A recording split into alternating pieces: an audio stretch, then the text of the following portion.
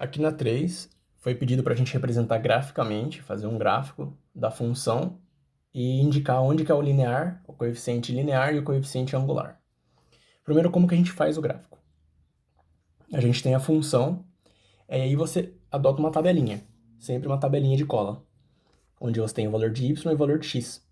E aí você escolhe quantos valores você quer. Aqui, para ficar mais fácil, eu escolhi 3 valores, sendo um negativo, o 0 e um positivo, mas você pode escolher 2 negativos, o 0 e 2 positivos, para ficar mais apresentável o gráfico. Escolhi o valor menos 1, 0 e 1. Aí no caso do menos 1, a gente substitui aqui na função, menos 1 vezes 5, menos 5, mais 3, menos 2. Entendeu? A gente pega o valor de x, substitui lá e vê quanto que fica o y. Quando é 0, 5 vezes 0, 0, mais 3, 3. Quando é 1, 1 vezes 5, 5, mais 3, 8. Temos o valor de x e o valor de y, sendo que o valor de x eu escolhi. Feito isso, eu traço. Quando x é menos 1, y é menos 2. Então eu acho x menos 1, que é aqui. Y é quanto? Menos 2. Eu desço um pouquinho e marco um ponto. Show. Agora, quando x é 0, y é 3. X é 0, ou seja, ele é aqui nesse ponto, só que eu marco ele no y3, aqui. E quando x é 1, y é 8. No caso, seria aqui, só que lá em cima. Eu não fiz aqui no gráfico. Traçando isso, todos os pontos dessa função, você pega uma régua e traça uma retinha bem perfeita até o último ponto que você marcou. Tendo isso, representamos o nosso gráfico, que é uma reta. Aí o que ele pediu para a gente identificar o coeficiente linear. O coeficiente linear, como foi apresentado anteriormente no exercício 1, ele é o ponto onde intercede, onde corta o eixo y. E a própria função nos dá, né? Nesse caso, é 3. Esse número sozinho é o coeficiente linear, que está indicado aqui, ó, onde ele corta o eixo y.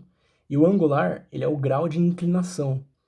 Seria como se a gente pegasse esse o último ponto, né, o ponto máximo em y, e dividisse pelo ponto máximo em x. Ou seja, esse delta y, né, o ponto máximo menos o mínimo sobre o máximo menos o mínimo de x. Esse delta y sobre delta x. E aqui está indicado o coeficiente angular, que é o grau de inclinação da nossa função, da nossa reta. O mesmo caso na C. Na C temos a função 4 menos 2 terços de x. Usando a nossa colinha, você pode escolher qualquer valor. Eu escolhi menos 1, 0 e 1. Obtive os valores em y, fazendo a conta, substituindo aqui. E tracei os pontos.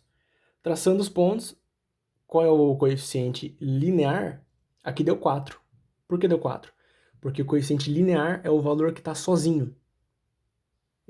Tipo, não é na ordem, não é o último valor.